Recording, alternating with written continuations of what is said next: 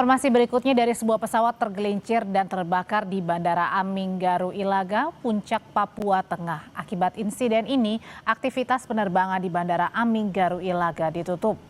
Pesawat Amole Air dengan nomor registrasi PKPPI ini mengalami kecelakaan di Bandara Aming Garu Ilaga, Distrik Omukia, Kabupaten Puncak. Pesawat karavan terbang dari Timika menuju Ilaga dengan membawa muatan kargo. Namun saat hendak mendarat tiba-tiba hilang kendali sehingga kemudian menabrak pos portal Kopasgat Bandara Aming Garu Ilaga dan terbakar. Puluhan petugas baik dari Satgas Kopasgat, KP3 Udara dan petugas bandara berhasil memadamkan api.